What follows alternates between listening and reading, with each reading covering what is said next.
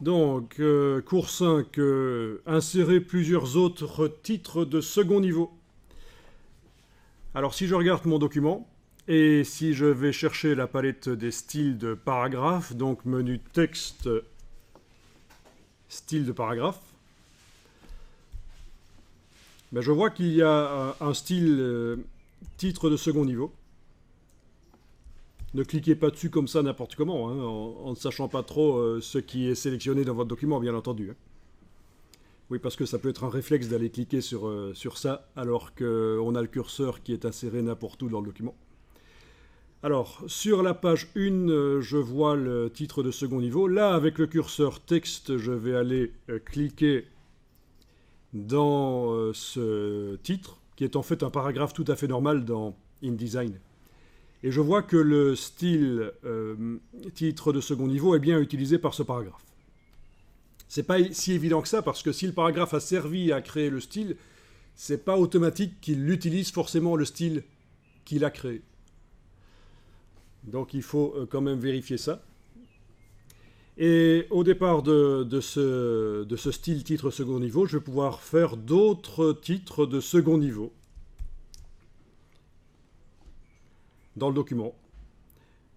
Bon, alors je vais aller voyager un peu plus loin. Par exemple, sur la page 2, ici, je vois que j'ai un paragraphe qui est très court. Ceci dit, je pourrais en créer un aussi, un titre.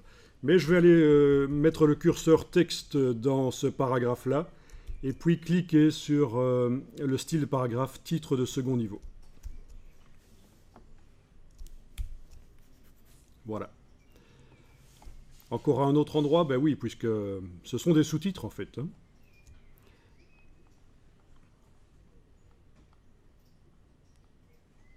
Bon, ben j'ai plus de petits paragraphes qui ont été générés par le texte aléatoire lorem ipsum de InDesign, donc je vais en créer un.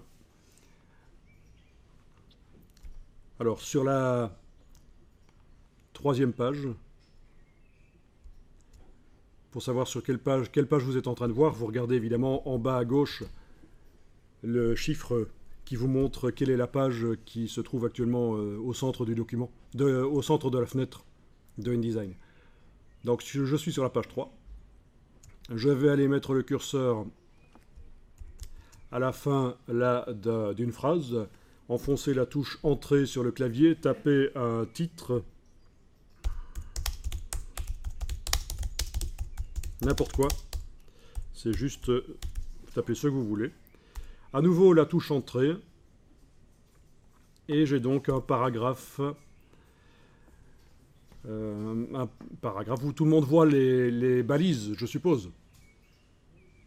Si vous ne voyez pas les balises, il va falloir vérifier que vous êtes ici en affichage normal dans la palette des outils. Palette des outils que j'ai fait passer en 2 colonnes. Je vous conseille de le faire aussi, grâce à ça. Donc, je suis en affichage normal. Et dans le bas du menu texte, l'option les caractères masqués est enclenchée. C'est pour ça que ça me propose de les masquer d'ailleurs. C'est parce qu'ils sont actuellement visibles. Mais je ne le fais pas.